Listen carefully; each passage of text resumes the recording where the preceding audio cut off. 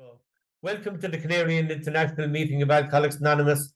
My name is Mossy and I am an alcoholic. And my name is Mick and I'm serving as your second secretary today. I am an alcoholic, second, yeah, I've done that. Please join me in a moment's silence to remember the still suffering alcoholic both inside and outside this meeting. And Jane is going to read the preamble for us. Hi, my name is Jane, and I am an alcoholic.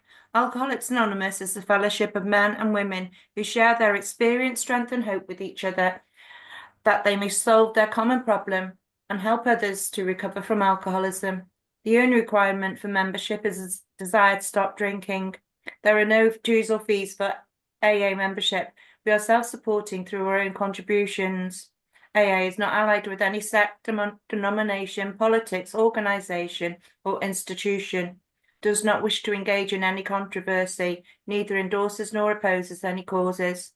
Our primary purpose is to stay sober and help other alcoholics to achieve sobriety. Thank you, Mossy and Mick. Thanks, Jane. And the chat is now disabled until the end of the meeting, except for the meeting host, guys. If the security is at risk at any time, just give us one of us a shout. And back to you, Mick. In this meeting, we celebrate AA birthdays. If you are celebrating an AA birthday, please message today's host, which is Mossy, in the chat, and we will celebrate your birthday before the general sharing part of this meeting.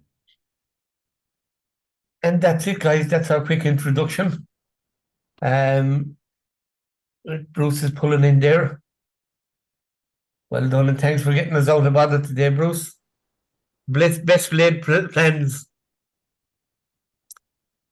Good man, Bruce. So you're unmuted, Bruce.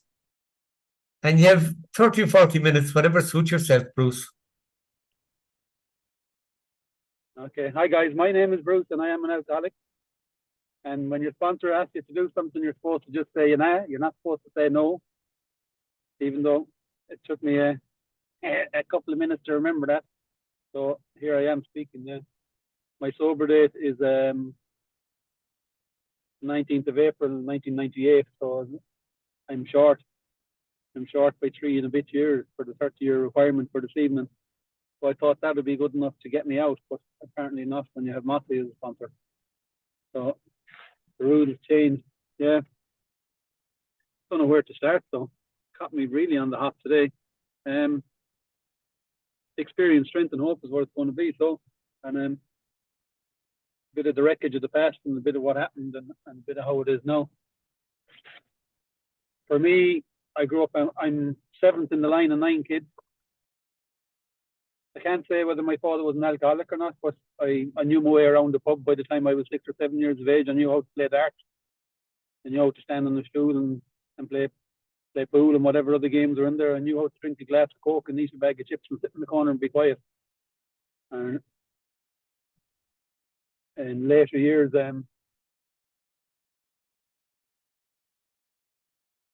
if I get into it, I suppose get into feelings. I grew up quiet. In my house, when my father barked, everybody was quiet. Usually, whatever room the TV was in, my dad was in that room. And if he was watching something on the TV, communications in our house were kind of like, there was 2 channels, and if you needed to change one of them, all he had to do was he clicked his fingers, and one of the 9 children would have to jump up and run up and change that channel and turn the dial on the TV, because it was back in the days with no remote controls. And whoever was closest would jump and hop to it. And I grew up in an atmosphere of, at a young age, I knew when I came home from school that if the dog was out in the garden with his tail wagging, all was rosy in the garden. And if the dog was under the kitchen table, you had to be quiet coming in the door and watch your P's and your Q's and don't piss off whatever it is that's already been pissed off in the house. That's it. So I was very attuned to where I was in the atmosphere around me at an earlier age. And this will only come out. My reason for explaining that is I was always quiet.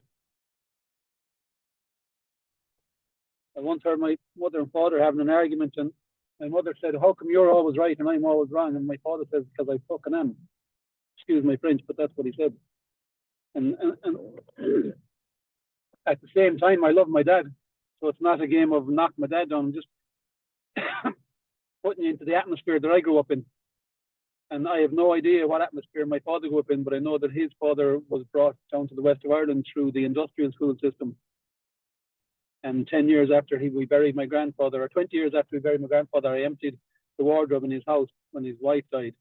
And I found all the bottles of poutine that were still sitting in it since before my grandfather ever died.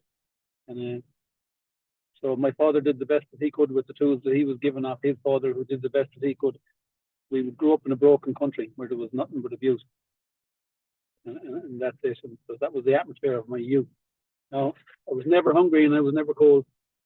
There was always food on the table. I got an education and all that stuff. So it's not about knocking things down. It's just, for me, I'm just trying to put some lineage into the brokenness that I have, that I learned about in sobriety.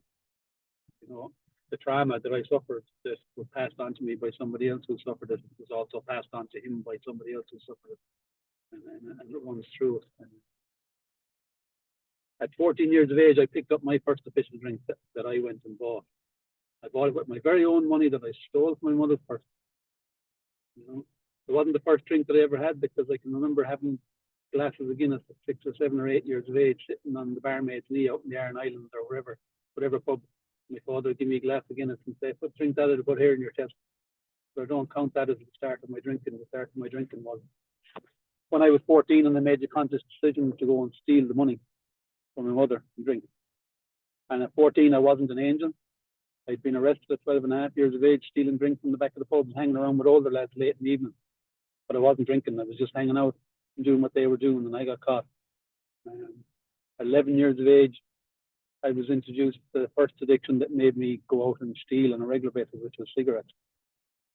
You know, at early childhood, my first addiction was sugar, and whenever I wanted sweets, I stole. So I was no angel. I stole money from an early age to feed whatever addiction I had, and my first addiction that I can remember was sugar. And I worked my way onwards from there, and by the time I was 14, I was ready for alcohol. I was quiet and I was shy, and I never got into any trouble in school. My education was going all right. I was very intelligent, but I had no interest, and I was just lost. I was just going to school because that's what you're supposed to do, where people my age were starting to talk to career guidance teachers, and I still don't know what I want to be when I grow up. I never had an arrow that says, I want to do this, I want to go here, I want to do that. I don't have one today. I didn't have one then. So at 14, I picked up alcohol, having not really been in too much bother with my education, but within a short period of time, I was kicked out of school. Within a year and a half of after picking up the alcohol and not being in too much trouble, still hanging around with the older people that were doing the cool stuff that I talked about when I was 12 and a half years old. Next thing you know, I was 16 years of age, and instead of doing my leaving cert, I was doing 12 months in jail for the behaviours that I picked up hanging around with the cool people at night time. I did that 12 months with a brother of mine. We did it back to back, and it was the same charge. The day we got out, after 7.5 months, they let us out. Somewhere along the line of my drinking, I picked up bull thick, and I don't know if all alcoholics have bull thick, but my father had bull thick. His father had bull thick, and I have bull thick. You know, it was one of the hand-me-downs. You know, we got 12 months, and instead of turning around and saying, "Please don't lock us up," and appealing the case, me and my brother says, "Fuck them, we'll do it. We'll show them." You know, excuse all my French, but that part of my life can only be described with French words in my head anyway. And so instead of appealing the case and getting it thrown out, we just said, "We'll show them." To appeal this as a sign of weakness. We're not fucking weak. We'll do the time. And we did. But the day we got out, they dropped us to the train station because we were still minors. We were under 18, so they drove us to the train station and gave us a ticket for a bus back to my home city of Galway. And as soon as they left, myself and my brother ran across the road from the train station to an off-licence on the other side of the river. And got some cider. And that evening we were in trouble with the law. We saw in Galway and we got off the train. You know, we went home, said, "Hello, ma'am." We were already drunk. We put on Thin Lizzy, Jailbreak, and the boys are back in town. Blasted the neighbours out, so everybody on the street knew we were home. And then we went out to Sawtill, and Sawtill found out we were home. And that's how my drinking went. So I could go on and on and on. At this stage, I'm still only 16. I'm heading into another charge. Trouble is following me, and I couldn't see. You know, it was the guy in the park that started out with my brother. It was all his fault. You know what I mean? The day we got out, we were home, and then my drinking continued on for another 12 years after that, and it was a mess. It wasn't always trouble, but I heard it in the room. I didn't always get into trouble when I drank, but every time I was in trouble, there was drink involved, and I identified with it. I have a long line of broken relationships and girlfriends from the age of about 17 to the age of 28. You know, I discovered 3 words, I love you. And I found out that if you said those 3 words to the right girl in the right tone of voice, you get whatever the heck you wanted out of them. So I learned how to use that. And I used and abused it to the best of my ability from 17 years of age to 28 years of age. That's just how it was. It was just, how can I get what I want when I want it, and I don't care what I have to do and who gets hurt in the process. Now, I didn't know back then that that's how it was. I only knew people were getting hurt in the wake of my behaviors after I got sober, bar the people that physically got hurt. I didn't know. I can try and put it into your background. It's like from the story I'm telling, I can't even imagine. I'm a parent today. I can't imagine how my parents felt. I can't, because my kids, as bad and all as they are at times, and as much as I want to kill them at night time and put them down in the septic tank or wherever it is I want to put them at times when they're wrecked my head, none of them have done any of the stuff that I did to my parents in any way, shape, or form, not even close to it. And so I can't even imagine, but I was oblivious to it. You know, I was to find out in Alcoholics Anonymous about denial and how the memory of an alcoholic, or the memory of this alcoholic anyway. I don't remember the good times. I forget the bad times pretty quick. And I'd always remember when I'm stealing money off one of my family members and money borrowing this now, and I put it back quick before they notice it's gone. It never went back. You know, but I believed my own lies. And that's it. So that's how my drinking was. There was a couple of more jail sentences and a few hospitalizations along the way. I was in hospital a few times, waking up in there, not knowing how I got there. There was a few times where I woke up with sleep cells and didn't know how I got there. Some of the times they gave me a charge sheet, and other times they let me go because they had bet me so badly the night before that they couldn't bring me to court. Black and blue, home, bet stupid as the word to be. And that's just how it was in the 80s, going into the early 90s for me. In that world, it's a different world now. Everybody has a phone, everybody has a camera, and people have rights, technically, if you live in America. But the Ireland that I grew up in, you didn't have any rights. And the behaviors that I got what I got because I used to do what I did. So I don't blame people anymore for all that stuff that happened to me, because I was in all those places doing stuff I shouldn't have been doing, and I paid the price for it. That's it. That's my drinking story. You know, at 25, I was 12 steps into this fellowship. I was ready for it. At that stage, there was 2 years of dry goods mixed into my drinking, because I stayed away from all the drugs, even though all my friends were doing everything they could get their hands on. I stayed away from when I was just an alcoholic troublemaker. And then at 23 years of age, I went to England to get away from alcohol. I got out another prison sentence and I went off to England. I said, I'm going to England to get away from alcohol. I had gotten all the forms that I needed to do to go off and join the French Foreign Legion during this prison. I sent off to the embassy, and I had all the paperwork sent back, and I was in my head, I was heading off down to Leon. I'm going to go over and visit my brother over in England as well first to get away from the drink. And I went over to visit a brother of mine in England, and we went down to the pub and had a bottle of Newcastle Brown Ale to discuss how I was going to get away from the drink, because that's what you do when you're trying to get away from the drink and you're an alcoholic. You go to a different country and you drink something else. And I got spiked with a few different drugs in that bottle by my brother, who I didn't know at the time was doing a bit of dealing and wheeling and whatnot over there. And then he says, you thought you came to a different country? Well, welcome to a different fucking planet. And at that time in his life, he thought he was after doing me the biggest favor in my life and saving me from the trouble, the demon, the drink and the trouble, because that's what he thought it did for him, because he had the same life as me. There was drinking, there was trouble, and then he found it dry goods, as they call it, and the trouble went away for a while. But it came back, and it came back hard. And so at 25, that same brother, I don't know, did he have a half a year or a year or something in the fellowship at that time, and he came and 12-stepped me in the house. He got 12 stepped into the fellowship by a cousin of ours who he used to hang out with. And It took me 3 years from that first 12 step to stay. So I don't recommend to anybody that anybody should do the way I did it. I was in the middle of, I was 25 years of age, so I was still fit and I was bouncing back and recovering quick physically and all the stuff that was going on. But mentally, I was just going backwards. Mentally, I was in anguish in my head. Mentally, I was full of riddled with fear, thinking that when I was out the night before, when I was out at night time and I was off my head and I was like King Kong roaring and shouting and banging my chest and beating my way through everything. When all the alcohol and the drugs would wear off, I wasn't King Kong anymore. I was, I was Little Mouse, and I was terrified that somebody that I had said something to or did something the night before were going to come and find me now while I'm in this condition. Because in that condition, I wasn't even able to leave my bedroom. Without getting something else into my system, I couldn't leave the house to go out and get more stuff. And so I was in my head, fried. Couldn't figure out why I was so terrified of everything. I didn't want anybody in the world to know that I was afraid. It bounces back to that original thing with the judge, I'm going to do this time on my back because I'm not going to show any signs of fear. So trying to hide the fact that I was terrified of myself, and I was terrified of what I became when I drank, and I was terrified of what it might do when I go out. I was powerless. I still had to go out, and I still had to use, and I still had to drink in that state of mind, even though I knew leaving. But I knew when I was going to go again, I didn't know how long it was going to last, and I didn't know where I was going to end up and who was going to get hurt along the way. And I could not go. Completely and totally powerless. And I didn't know what that was. I didn't know how to be powerless, how could be powerless over a pill or a powder or, for me, or alcohol, a glass that I could hold in my hands. But I was powerless over it because I couldn't not drink it, even though I knew that I didn't know where I was going to end up if I did. So the insanity that the talk about in there I was talking about, I was introduced.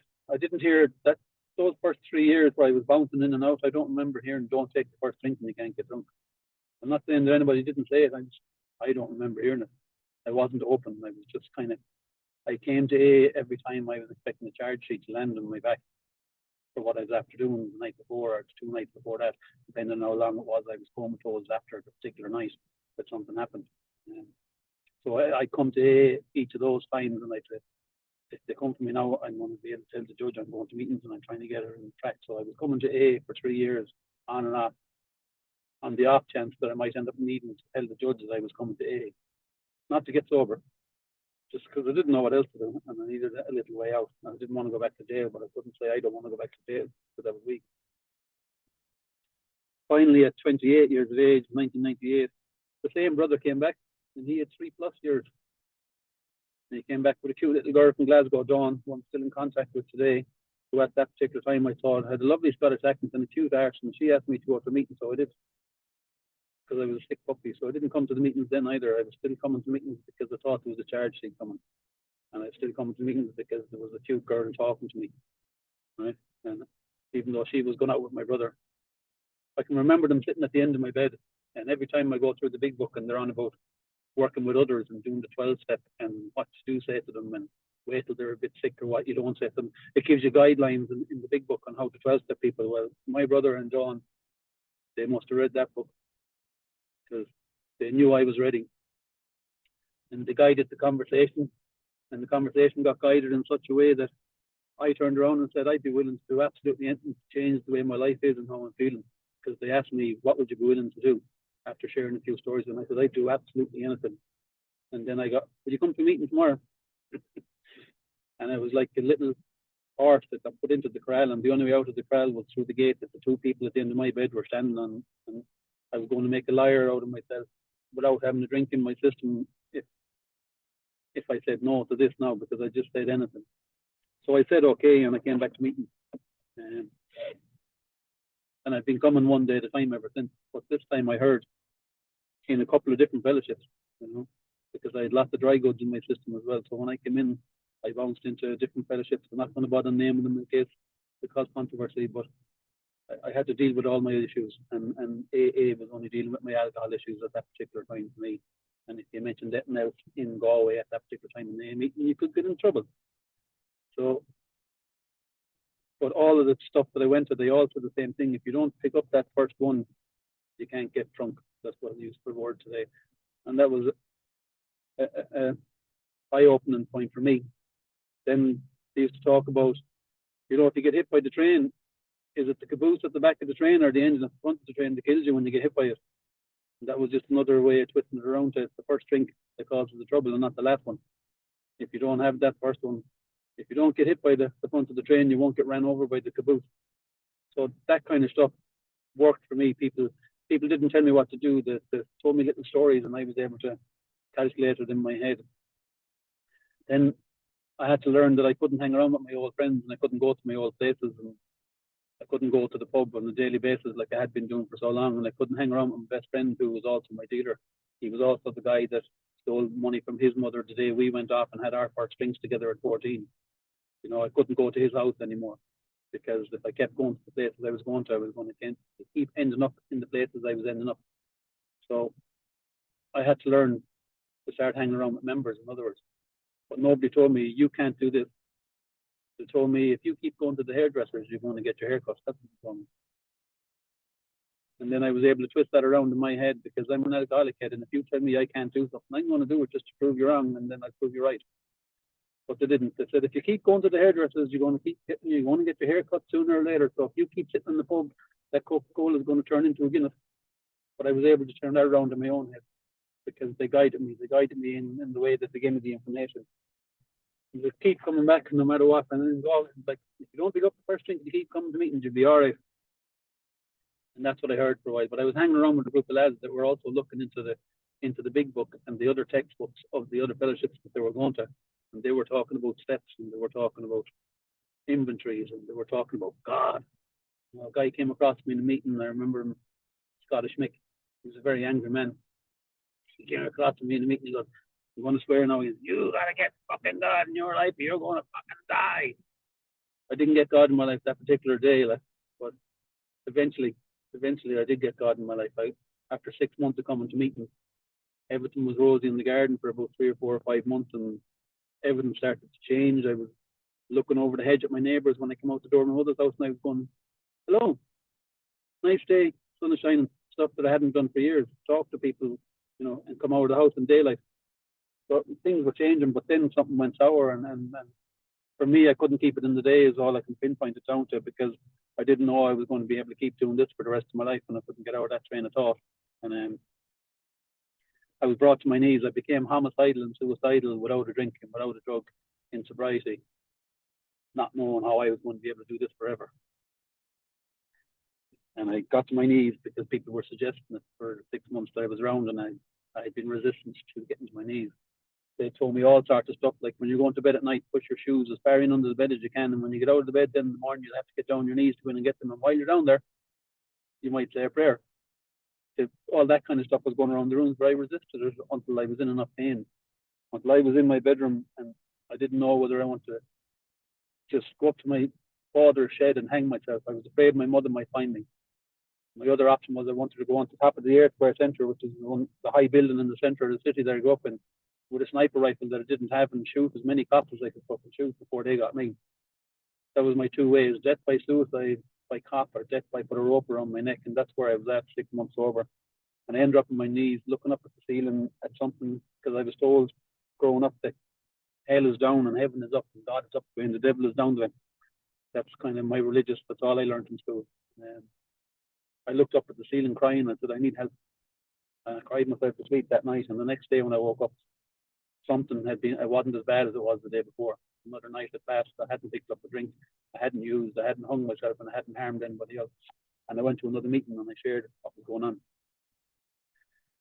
And that's it in a nutshell. I've been doing that since. I've been coming to meetings and I've been sharing what's going on. I don't come to meetings and say everything's rosy in the garden when it's not. Some stuff I go to meetings and I share, and other stuff I share one-on-one. It's like I've been in sobriety and I've had my kids terrified of me. In sobriety, I turned into my dad at one point. I turn on the TV at 6 o'clock for the news, and if anybody made a sound, I'd be like, shut up, I'm watching the television, the news is on. And then I'd see myself, like I was looking down at myself from the ceiling going, I'm after turning into my dad. And I didn't know how to not do that.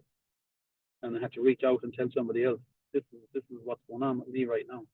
I said, I'm in a bad state of affairs. So like, it hasn't all been rosy, but lots of it have. I met a woman in sobriety. We're together 25 years. I've never bet her up. I haven't cheated on her. That's sobriety. That's different from the guy that was out there bringing a different girl home from the mother every week. I haven't been in a court case since I put down the drink this time around. I haven't woken up in a hospital bed not knowing how I got there since I put the drink in this time around.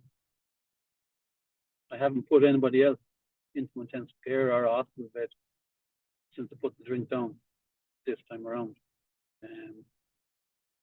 I have 4 children that aren't afraid of me today. If I can bring all that back into today, how it is now.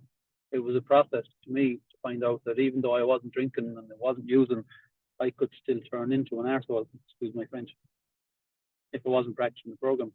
If I wasn't trying to change me, if I was trying to change all the rest of the world to be quiet, what I wanted to do, what I wanted to do, then I turned back into that monster that I used to be, that used to do what he wanted to do because he wanted what he wanted and he took it.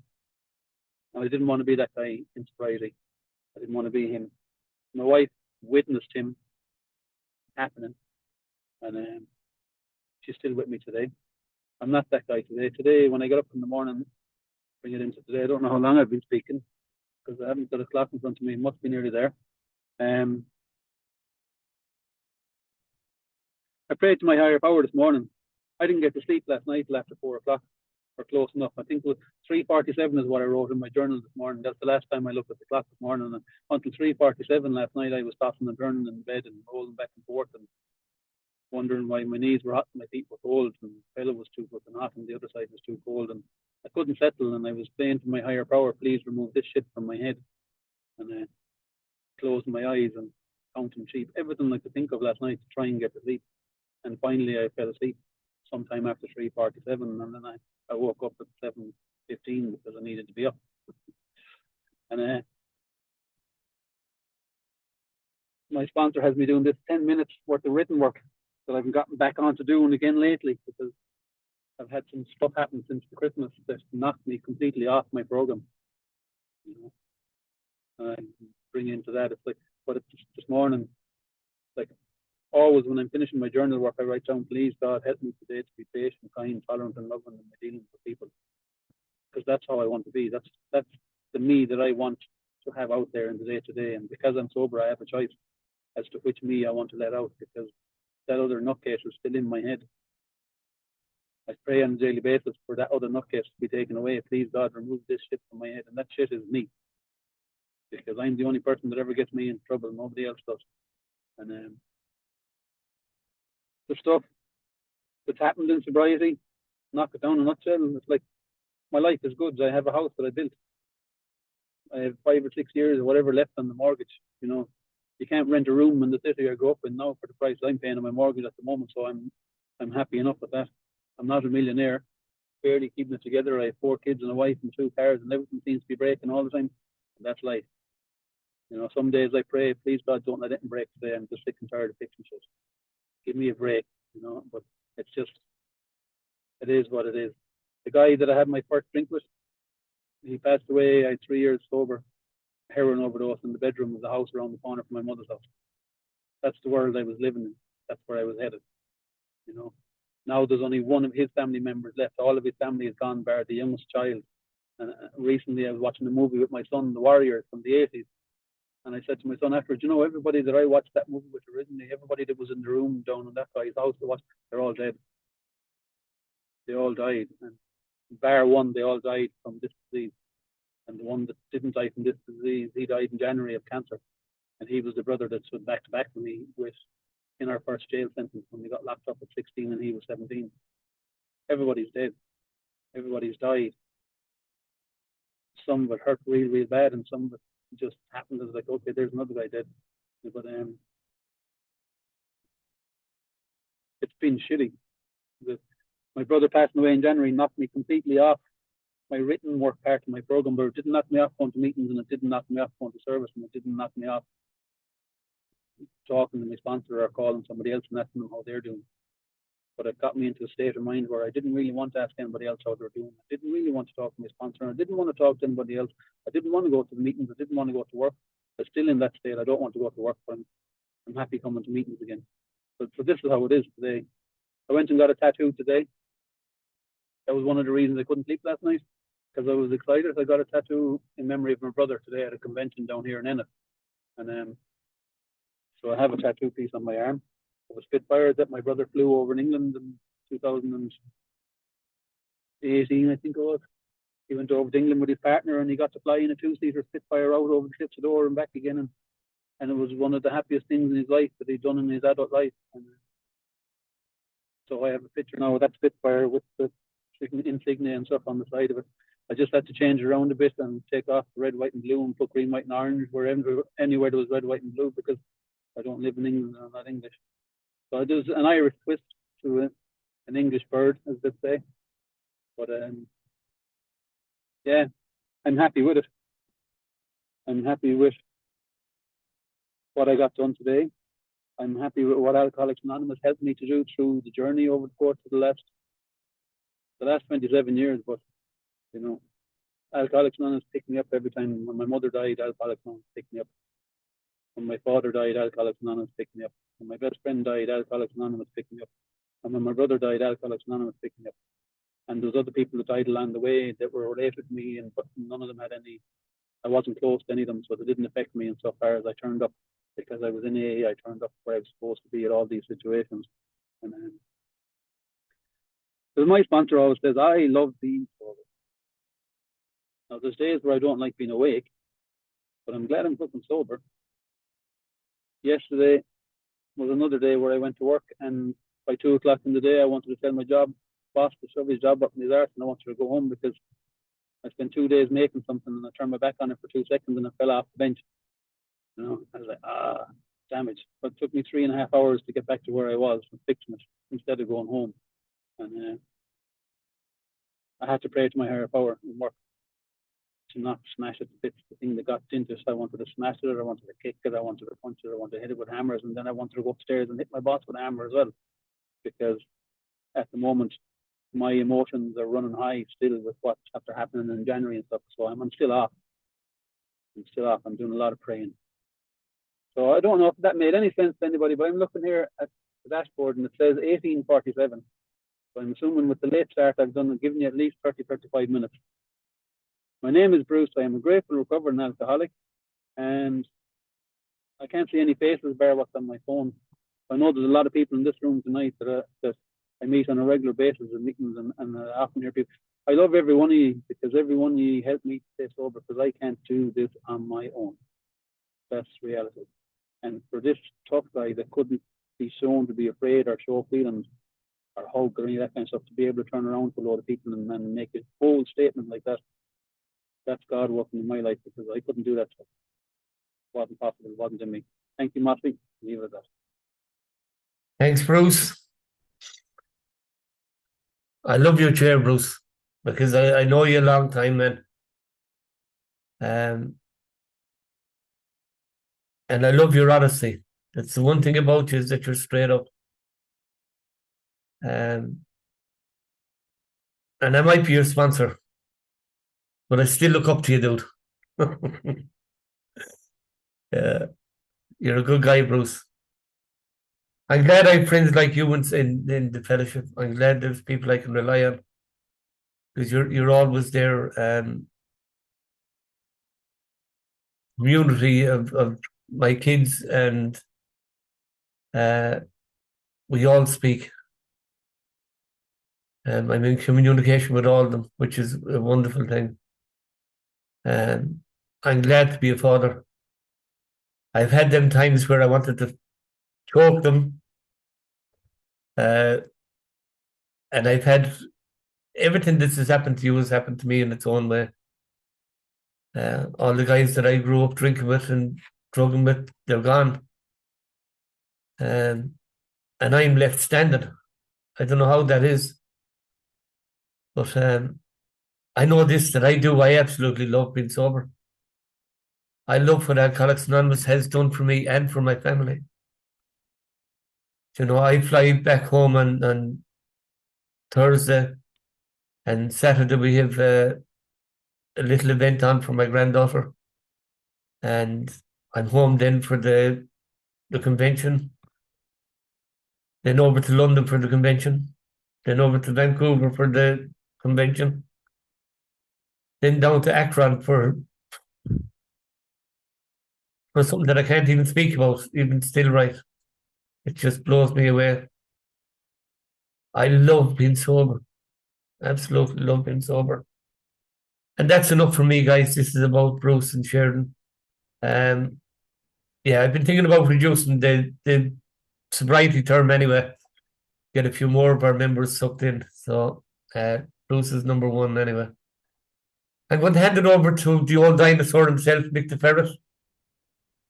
Thanks, Mossy.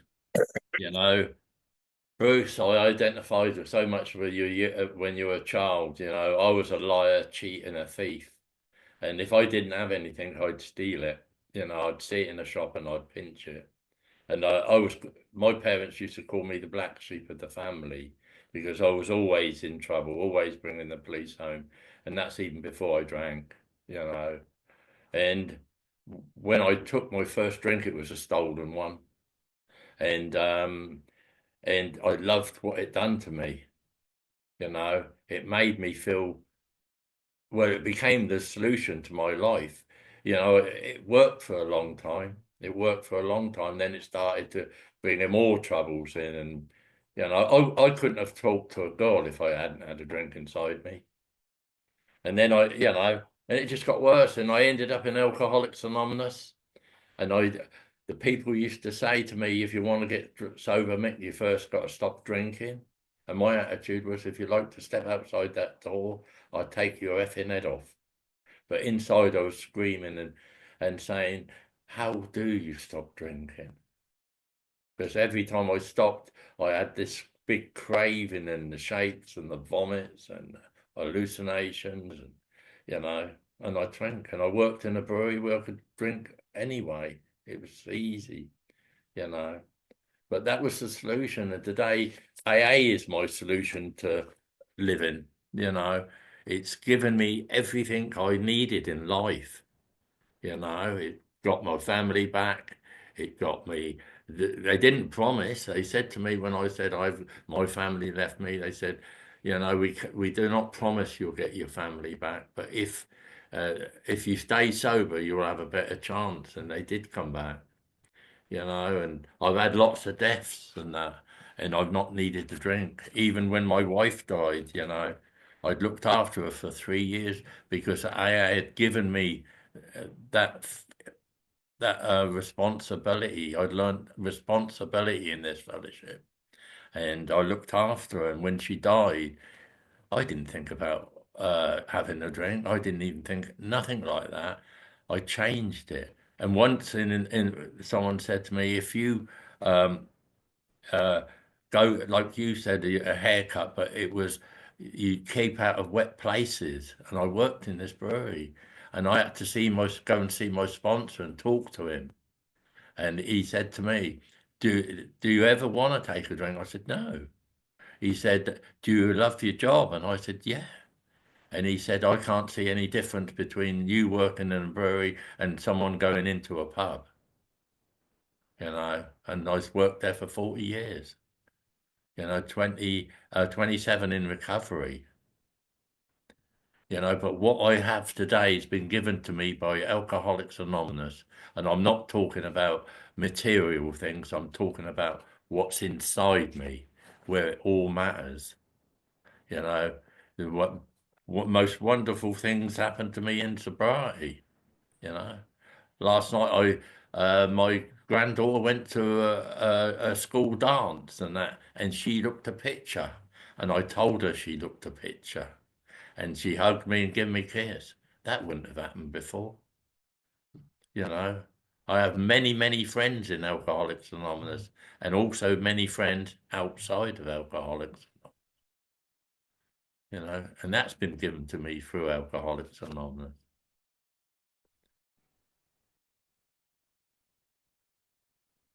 No, You're Jeffrey, unmuted there, Jeff. Yeah, and we can hear me now? Yeah.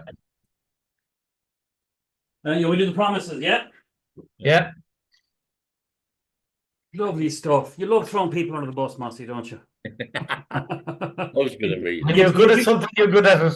You do it so well. It's like breathing to you. It's second nature. Yeah. Okay, so the promises.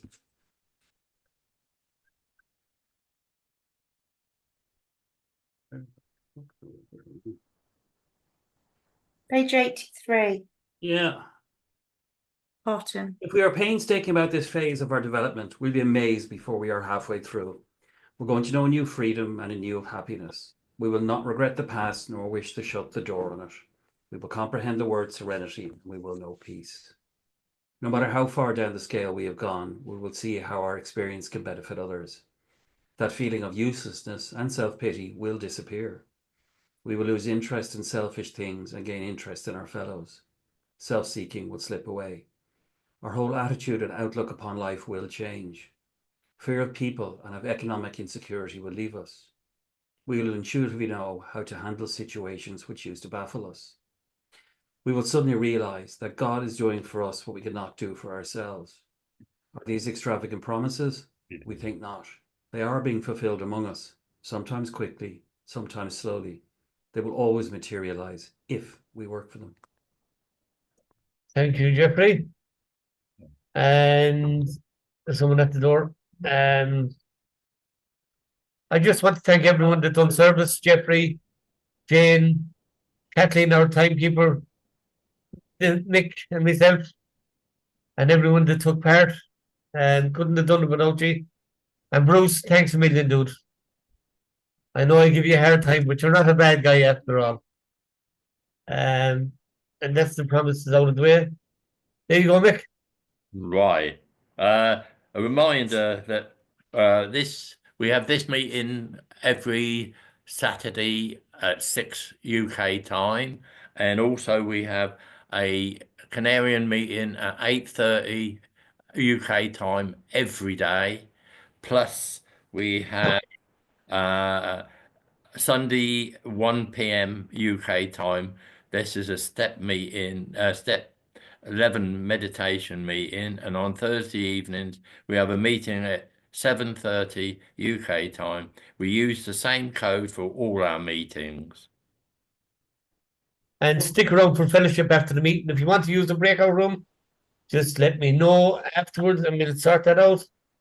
And the yellow card, who you see here, What you hear here, when you leave here, let it stay here. that's it, guys. Hey, Jim. They're coming in making noise. It's just dinner time here, guys. Right, guys, we'll finish up with the serenity prayer. If you'd be kind enough to lead us out, Bruce. Just before the serenity, I want to share a pint to ponder with you. That when I was 16 and I got locked up, all my mates were introduced to methadone that year. All those mates that are dead, right? Just a higher power kind of a thought to me. So I was put away for my own safety and everybody else's safety. And when I came out, all the people, and today I went to the tattoo convention. There was 120 tattoo people there, and I couldn't find it. I was going around in circles looking for my boot, and I couldn't find it. And eventually, when I did find it, there was a big poster on the wall. I didn't know. My brother's name was Dirk, D-I-R-K, Dirk, which is an unusual name for a guy. But the poster on the wall beside me, that was beside me when I was getting tattooed on the wall, was Dirk. Dirk, because apparently Dirk. So just God moments. Something in the. First time I've seen the kitchen. So with that, point to ponder. God sends messages in strangest of places. You know, there was. That's my point there. And thank you, Motley. Thank you, everybody, having the meeting. And now, God. So much,